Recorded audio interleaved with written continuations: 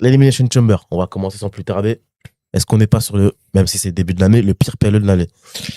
Bah si, très clairement. De toute façon, bah comme tu l'as dit, je pense oubliable, c'est le terme qui va bien. Et ça, j'ai mis le titre avant que le PLE se démarre. Mais t'as eu la vision dans la nuit, comme dit le grand sage. Parce la vision final, pas comme le clan de merde là qui a... Au final, il s'est rien passé. Il s'est rien passé. Il y a eu beaucoup de résultats prévisibles et même au final, ce qui aurait pu être fait de bien et qui était peut-être un petit peu moins attendu n'a pas été réussi. Le retour de Rollins a été complètement gâché. Je pense à la victoire d'Orton que tu aurais pu mieux amener, qui au final résulte d'une intervention complètement ratée et inutile de Drew McIntyre. On a eu la boîte. Je pense que la boîte, c'est le clou du spectacle en termes de clownerie. Ça ne servait absolument à rien. En plus, quand tu vois le tocard qui sort de la boîte. Non, mais c'est vrai, mais il a raison. Frère, il est 4h30 du matin. On n'a pas dormi depuis 3 jours. Je suis dans le gaz, j'ai pas envie de voir ça, frère. Je vois le régène de The Mask, là, qui fait une danse de Golio. Je suis désolé, au bout d'un moment, les gars, c'est pas sérieux. Donc j'ai l'impression, oui, globalement, les matchs n'étaient pas dégueux, mais c'est juste la finalité. Quand tu prends l'ensemble de la soirée, franchement, c'est du gâchis. En fait, ça n'a pas des allures de dernier PLE avant le... Tim porte des lunettes parce qu'il a consommé des substances psychotropes. Donne la parole aux autres. Alors, pourquoi Tim porte des lunettes? Parce qu'il voit plus les yeux, tout simplement. Et donc, on va enchaîner. On va déjà commencer avec toi, Nassim. On va enlever un petit peu le Finn Balor contre CM Punk parce que c'est un peu l'éclaircie au milieu des ténèbres de ce PLE qui était Chicago. Note globale sur ce qu'on vient de voir. Alors, Nas Melzer sur 5 étoiles va mettre un bon 2.5. Parce que c'était pas mauvais, on va pas se leurrer. Mais déjà, le Chamber féminin beaucoup trop court, 23 minutes. Oui. L'un des maigres espoirs que j'avais, c'était que Kiana James endosse le rôle d'underdog et se fasse remarquer. Bah finalement, elle a rien fait, là, elle s'est juste fait piner. Oula. Non. Elle a pris le tombé. Elle a pris le tombé, c'est juste ça. Pas vraiment de grosse surprise. Rhea Ripley a gagné. Asuka pas très en vue à part son mist. Alexa Bliss non plus. On sent vraiment qu'en fait ça a vraiment été axé entre Tiffany Stratton, Rhea. Les gars. Tranquille les sangs. Vous êtes en pétard aujourd'hui. Tiffany Stratton entre. Non, c'est comme le mec, comment il s'appelle, la dribbleur de...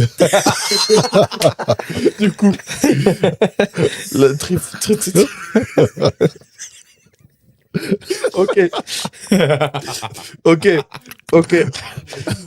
Du coup, ouais, Tiffany Stratton et Rhea Ripley, hein, on sent qu'il y avait les petits relents d'une potentielle rivalité qui va venir avec Raquel Rodriguez.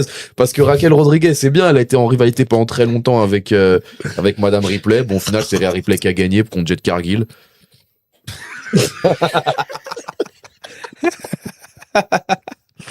Les gars, ouais, tout est dans le chat, les boys. Ouais. Mais en tout cas, Mela, si tu veux dire un truc. En tout cas, ouais. Attends, je me remets.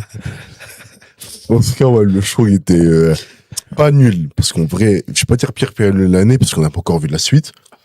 Parce que généralement, le ventre mou de l'année, c'est après WrestleMania.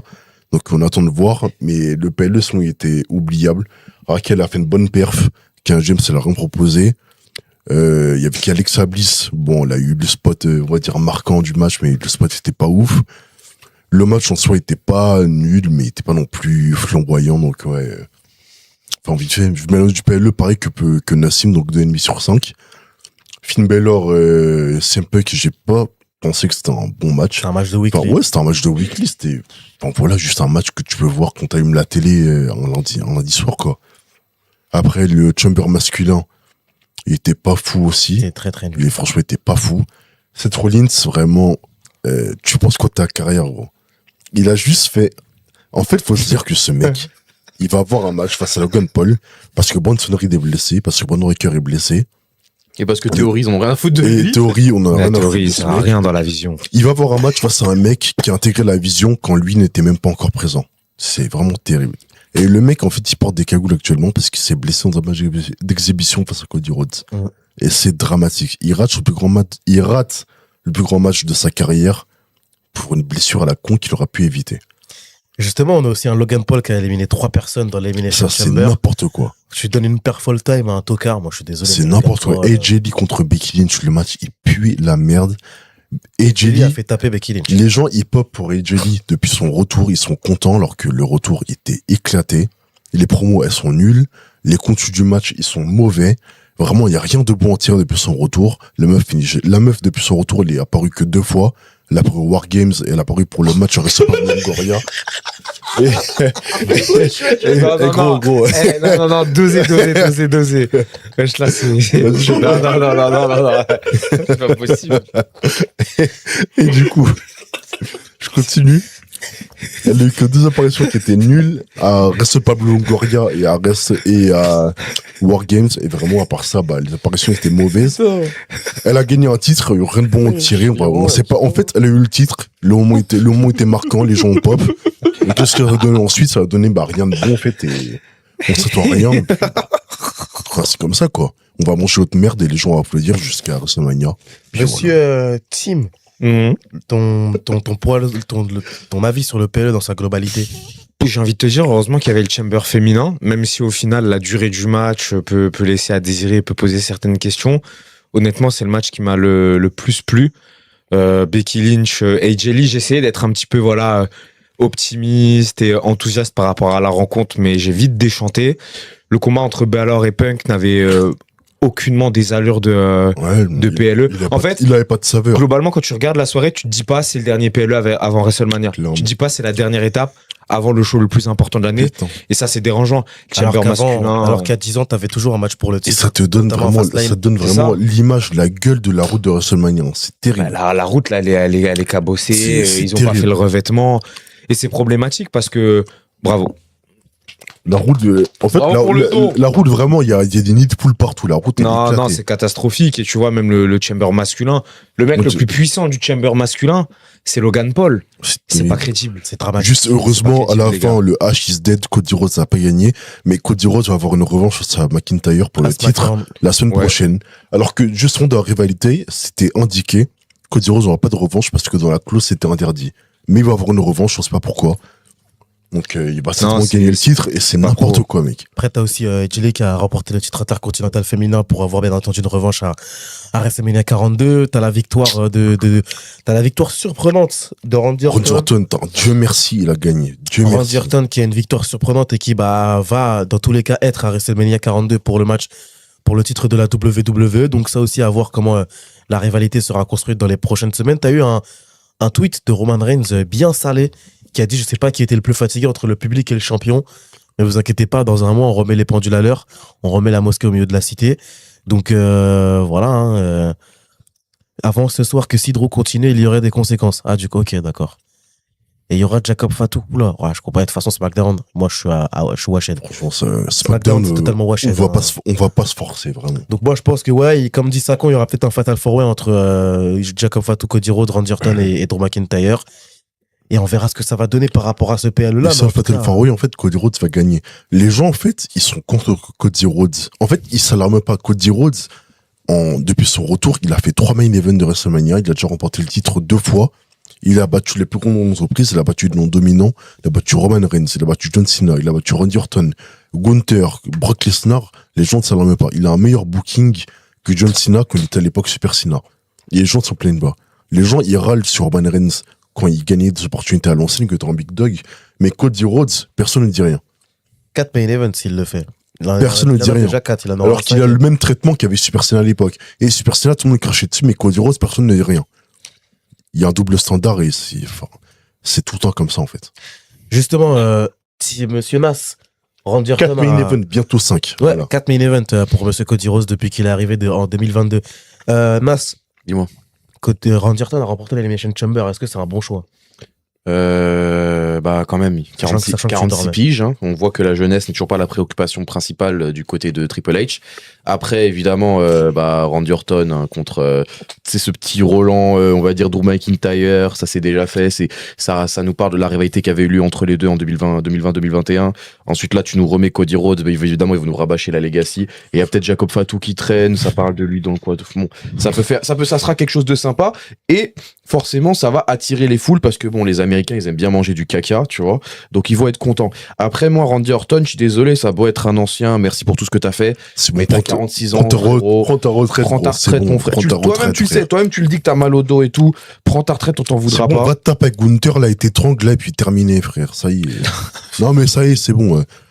Non, mais Ouais, je partage ton avis. Pour moi, dans mon livre, hein, tous les anciens là, de la catch attack, là, Rey Mysterio, Lesnar, même si bon, il était avant. Rey Mysterio, Lesnar, Orton, tout ça, ça finit étranglé par Gunther, on n'en parle plus. Par Mine Pour moi, Général. ça finit étranglé par Gunther, retraite terminée. Bah, Allez à l'hospice, là, c'est bon, on est Ah là-bas ouais. des anciens, là. non, mais après, tu vois, moi, j'ai rien contre le fait que les personnages aient catch, mais comment tu veux créer de nouvelles stars et créer une nouvelle génération si les main eventers t'accompagnent? Regarde, Cody Rhodes, Drew McIntyre, Randy Orton, Jacob Fatu, je suis pas sûr, ils sont tous quarantenaires. Jacob Fatu, il a 33 ans, frère. Il est encore jeune. Il a 33, il est encore jeune. Après, je sais que 40 ans, c'est souvent le prime pour un catcheur. Mais quand tu vois que le potentiel main event de ta compagnie, déjà d'un côté, ça va Williams, être, 32 ans. Roman Reigns contre CM Punk.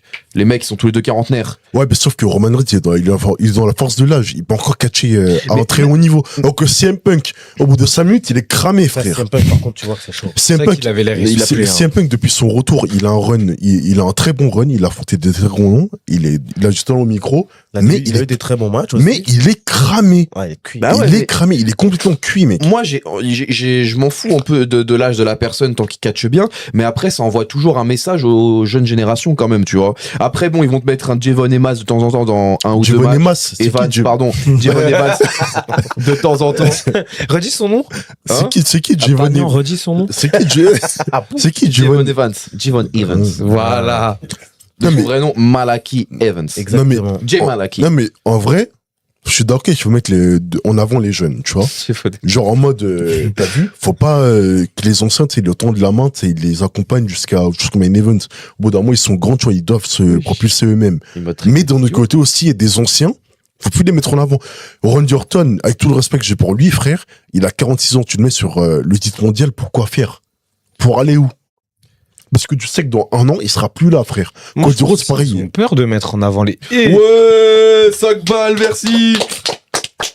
Bravo Lancani, j'espère que tu seras un bon catcheur plus tard. Salut les frères, passez Genre, une bonne journée. Je d'un prends coup- 5 minutes de mon taf pour vous régaler. Un grand merci. Merci beaucoup, frérot. Bon courage pour le Je tiens boulot. juste à dire à Majid, vu ton blast et son route musulman, et traiter un frère d'idiot pendant ce mois sacré du Ramadan n'est pas une bonne chose, mon frère. Ouais. Qu'Allah nous guide et nous pardonne. Genre vraiment, il y a des jeunes qu'il faut mettre en avant.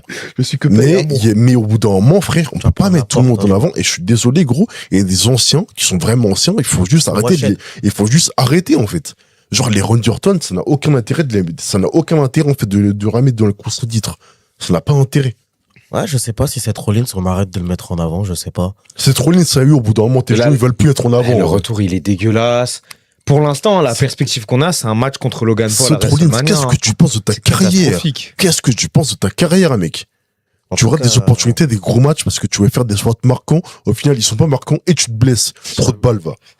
Il a sauté comme un ouf. Il La a tête, sauté la comme un première- pélican. T'as vu le plongeon Il de a fait Van Van Persie? T'as vu Persie. le plongeon de Van Persie, là? Il a fait la même chose. Il s'est baisé les Moi, je pense, hein, Le, pour le- répondre à le la plongeon question. du goal de Chelsea, là. Il a fait la même chose. Est-ce qu'il gagne la 15e Ouais, je pense. Il va rien gratter. Si c'est un match 1 contre 1 contre McIntyre, ce dont je doute, mais ce qui pour l'instant est il va- le combat annoncé. Il va prendre un kick à 20e dans la mâchoire, gros. Il va rien gratter. Ah ouais, Pour moi je pense McIntyre, que. Oh, directement. Mais McIntyre, à mon avis, Pour moi, il va McIntyre, perdre. il hein. perd le titre. Il perd le titre à McIntyre ne ressort pas de WrestleMania avec la ceinture. Ah oui, c'est par un contre, champion oui. de transition. Ça, hein. c'est sûr et Déjà, certain. quand vous voyez comment il est construit comme un De toute façon, clown. Drew McIntyre ne ressort jamais de ça. Il Mais ne ressort en fait, jamais le avec quelque problème, chose dans un grand PL. C'est que quand il combat, Sauf un. il c'est le un build 36. pas fort. Là, hier, il intervient. Normalement, quand tu interviens, c'est toi qui as la Ouais. position dominante. Au final, tu passes pour un tocard. Le règne est dégueulasse. La manière dont il est arrivé jusqu'au titre l'est tout autant. C'était tocard. Il y a un an, il y a un vrai problème. Il y a un vrai problème avec le titre WWE. En fait, là, moi, je vois quoi? Je vois un match entre Orton et McIntyre à WrestleMania. Et Orton, Jacob Fatu contre Orton Cody Rhodes. gagne. Et Orton et Cody Rhodes s'affrontent à SummerSlam. Ouais, c'est ce qui va se passer pour Parce moi. que long terme storytelling, parce que branlette intellectuelle, voilà. Moi, c'est ce qui va se passer. Moi, C'est je- vrai. C'est comme les Américains, c'est tocard. Ils ont fait un tweet que je t'ai montré tout à l'heure. Ouais, Logan Paul, il a attaqué Seth Rollins dans l'Elimination Chamber. Seth Rollins a fait la même chose hier. Donc ouais, long terme storytelling. Vous êtes cons, les mecs. Au bout d'un moment, ça y est, gros, vous êtes des gros cons, c'est tout. C'est pas un long terme storytelling, vous êtes juste des cons de merde. Ah, c'est les Américains, hein. Faut pas leur en demander beaucoup, hein. Regarde le président pour qui ils ont voté. En temps normal, j'aurais vu Randy gagner le Multiman, mais avec le scénario d'hier, il n'y a pas un monde où Cody ne la fait pas à l'envers à Randy. Je sais pas. En tout cas, vous pensez vraiment qu'Hunter va laisser Randy le dépasser? Il laisse le signal dépasser, il va laisser le signal dépasser. Donc Orton, il va le dépasser comme. Moi, je pense que Hunter déteste plus Cena que Orton, donc il y a un monde où il donne Orton, je pense qu'il faut annuler WrestleMania. Moi, franchement, WrestleMania, je bouge juste la tête pour Roman contre Punk. De toute façon, Le reste, on va pas se forcer. De toute façon, on va en parler de WrestleMania, mais de toute façon, là, aujourd'hui, Rhea Ripley, elle prend le titre. Contre Jade Cargill. Jade Cargill, Bien sûr. elle applaudit à la fin du match, Non. elle lève le bras. Ma soeur, baisse le bras. Non, Cargill. Baisse le bras, ma soeur. Elle va te laver, frère. Elle va pas repartir avec le titre, Cargill.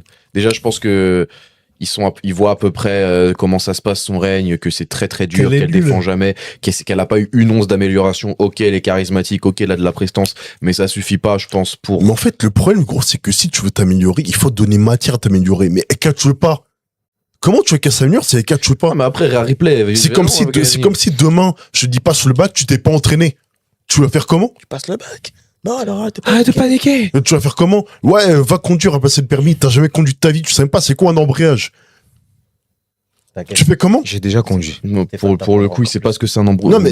Non, mais c'est pour donner une image. Même Sora, Comment tu peux t'améliorer si t'as parce que c'est non plus, comment tu peux t'améliorer si t'as pas matière à t'améliorer? C'est pas possible. Mais j'ai fait des heures de conduite en manuel. Pourquoi tu passes en automatique? Parce que ça me saoulait, c'est tout. Parce que j'étais un bozo, ouais, tu savais pas conduire. On peut tout lui reprocher, mais elle a pas matière à s'améliorer. Ok, ouais, elle est charismatique, elle a des cheveux en doré, en argent. Voilà, elle est charismatique, elle a le physique, tout ce que tu veux, mais elle est une ring, elle peut pas s'améliorer parce qu'elle catche pas, frère. Et au micro, c'est gaze. Hein. Elle ne catche pas, donc comment tu veux qu'elle s'améliore? Les amis, continuez à venir, on est plus de 100 en live, abonnez-vous, likez, commentez, partagez comme d'habitude.